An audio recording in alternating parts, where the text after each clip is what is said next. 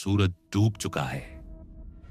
हवा में अजीब सी ठंडक है, जैसे दिन ने अचानक सांस लेना बंद कर दिया हो। चारों तरफ सन्नाटा है, इतना गहरा कि अपने कदमों की आवाज भी भारी लगती है। लोहे का एक पुराना बोर्ड गेट के पास टंगा है। उस पर लाल अक्षरों में कुछ लिखा है। शब्द साधारण है, लेकिन चेतावनी साफ है। यहां सूर्यास्त के बाद रुकना मना है। अंदर से कुछ आवाज नहीं आती, न पंछियों की न हवा की। बस खंडहरों के बीच खड़ा हुआ एक अजीब सा सन्नाटा, जैसे ये जगह किसी का इंतजार कर रही हो। और सवाल सिर्फ एक है, अगर ये सिर्फ खंडहर है तो अंधेरा होते ही यहां आने से डर क्यों लगता है? यह चेतावनी किसी बुजुर्ग की कहानी नहीं है, ना ही किसी लोक कथा का हिस्सा। यह बोर्ड भारत सरकार की तरफ से लगाया गया है, आर्कियोलॉजिकल सर्वे ऑफ इंडिया की सरकारी मुहर के साथ। इस पर साफ लिखा है, सूर्यास्त के बाद इस क्षेत्र में प्रवेश वर्जित है और सूर्योदय से पहले भी। आमतौर पर सरकार खंडहरों को बचाने की बात करती है, टूटती दीवारों को, गिरते स्मारकों को, लेकिन यहां मामला अलग है। यहां चेतावनी दीवारों के लिए नहीं, लोगों के लिए है।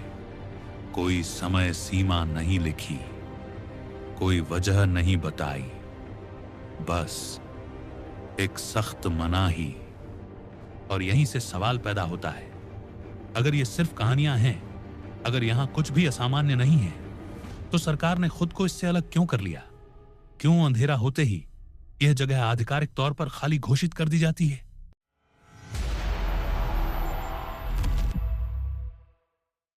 कभी यह जगह वीरान नहीं थी, कभी यहां सन्नाटा नहीं रहता था।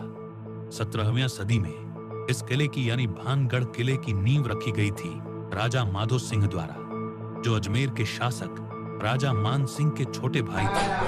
ये कोई छुपी हुई जगह नहीं थी, यह एक बसता हुआ शहर था। चारों तरफ बाजार थे, मंदिरों की घंटियां बजती थी, घरों से धुएं की लकीरें उठती थीं और पहाड़ियों के बीच यह नगर जिंदा था। यहाँ व्यापारी आते थे, सैनिक रहते थे, परिवार बसते थे। कला सिर्फ दीवार नहीं था, यह सुरक्षा था।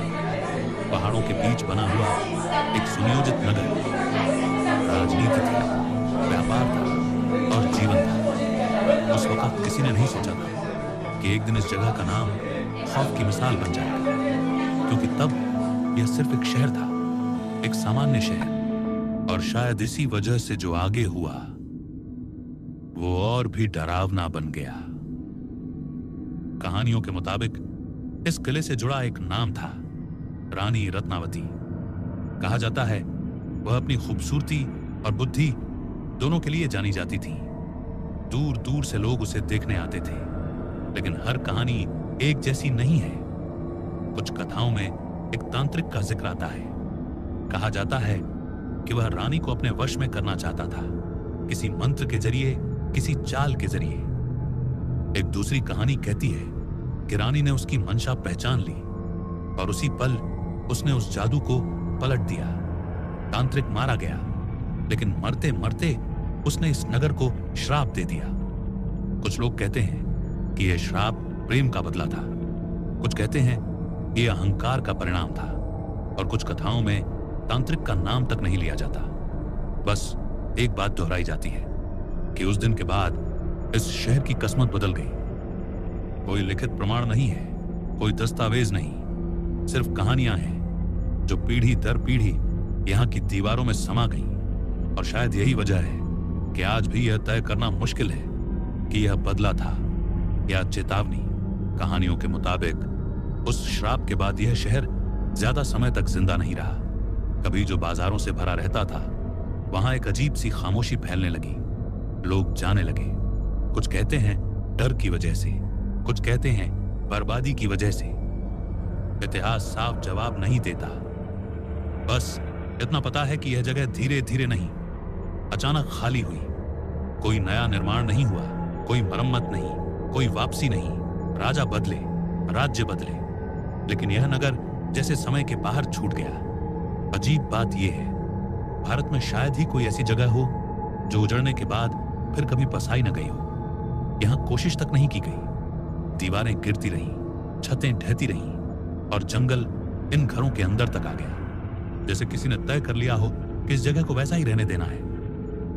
और जब कोई जगह इतनी आसानी से भुला दी जाती है तो सवाल उठता है, क्या लोग चले गए थे या उन्हें जाने पर मजबूर किया गया था? आज यह जगह खाली है, लेकिन लोग कहते हैं यह सुनसान नहीं है। यहां तैनात गार्ड अक्सर एक ही बात दोहराते हैं, दिन में सब सामान्य लगता है, पर जैसे ही सूरज ढलता है यह जगह बदल जाती है। कुछ गार्ड बताते हैं कि रात में कदमों की आवाज आती है, जबकि आसपास कोई नहीं होता। स्थानीय लोग यहां रुकने से बचते हैं। उनका कहना है कि अंधेरा होते ही यहां रोशनी की हल्की हल्की झलक दिखती है, न दीपक न टॉर्च, बस एक चलती हुई चमक। पर्यटक जो दिन में घूमने आते हैं अक्सर साझा करते हैं कि अंदर जाते वक्त रास्ता सीधा लगता है, लेकिन लौटते समय दिशाएं उलझने लगती हैं। कुछ ट्रेकर्स कहते हैं कि उन्हें किसी के बुलाने की आवाज सुनाई दी, इतनी साफ कि पलटकर देखना पड़ा। आवाजें तेज नहीं थीं, डराने वाली नहीं, बस इतनी कि मन में सवाल छोड़ जाए। और सबसे अजीब बात, ये सब एक ही समय पर नहीं होता। कभी कभी, कभी किसी को, कभी किसी और को, जैसे ये जगह हर किसी को अलग तरह से महसूस होती हो। और यहीं से डर तेज हो जाता है, क्योंकि जब अनुभव एक जैसे नहीं होते तो उन्हें नकारना और मुश्किल हो जाता है। यही वजह है कि इस जगह को लेकर कुछ नियम हैं, लिखे हुए नहीं, कहीं दर्ज नहीं, लेकिन सब जानते हैं। कहा जाता है सूर्यास्त के बाद यहां तस्वीरें नहीं खींची जाती। कुछ लोग मानते हैं कि कैमरा वो चीजें पकड़ लेता है जो आंखें नहीं देख पाती। यह भी कहा जाता है कि यहां जोर से बोलना ठीक नहीं, ना हंसी ना शोर, जैसे ये जगह आवाजों को पसंद नहीं करती। और सबसे अहम नियम, कोई भी अंधेरा होने के बाद यहां रुकता नहीं है। स्थानीय लोग कहते हैं कि जो रुकने की कोशिश करते हैं वे वापस वैसे नहीं लौटते, कभी बीमार होकर, कभी डरे हुए और कभी खामोश। और अब जरा सोचिए, अगर आप यहां खड़े हो, सूरज ढल रहा हो, आसपास कोई ना हो और आपको कहां जाए, बस 5 मिनट और रुक जाइए, क्या आप रुकेंगे? यहीं पर कहानी को थोड़ा थामना जरूरी है, क्योंकि हर डर जरूरी नहीं कि अलौकिक ही हो। विशेषज्ञों के मुताबिक इस इलाके में कई प्राकृतिक कारण मौजूद हैं जो इंसान के दिमाग पर गहरा असर डालते हैं। सबसे पहले जंगली जानवर। रात के समय यहां लोमड़ी, सियार और अन्य जीव सक्रिय हो जाते हैं। उनकी आवाजें अक्सर इंसानी कदमों या फुसफुसाहट जैसी लगती हैं। दूसरा कारण, हवा। इन खंडहरों की बनावट ऐसी है कि हवा सुरंगों और टूटे कमरों से गुजरते हुए अजीब सी गूंज पैदा करती है, कभी सीटी जैसी, कभी आवाजों जैसी। तीसरा, दीवारों की ध्वनि। पुरानी इमारतों में आवाजें अजीब तरीके से घूमती हैं, एक कदम कई दिशाओं से लौट कर आता है। चौथा, तापमान। सूरज ढलते ही यहां का तापमान तेजी से गिरता है। अचानक ठंड शरीर को नहीं, दिमाग को जकड़ती है।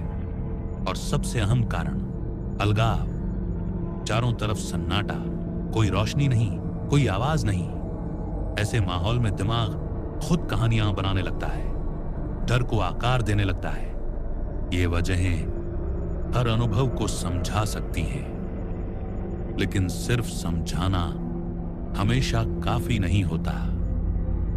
तो क्या यह जगह सच में भूतिया है? कोई ठोस सबूत नहीं है, कोई वैज्ञानिक रिपोर्ट नहीं जो यह साबित करे कि यहां कुछ अलौकिक है, लेकिन कोई ऐसा प्रमाण भी नहीं जो इन सब अनुभवों को पूरी तरह नकार दे।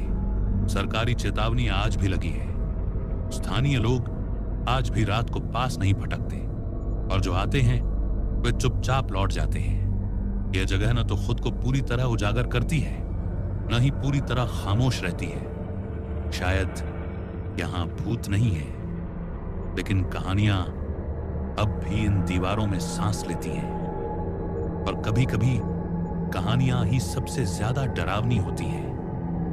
अगर आप यहां होते, सूर्यास्त के बाद भी कदम रखते, क्या आप अंदर जाते? क्या आपने कभी खुद इस किले का दौरा किया है या ऐसी किसी जगह की कहानी सुनी है? ऐसा क्या होना चाहिए?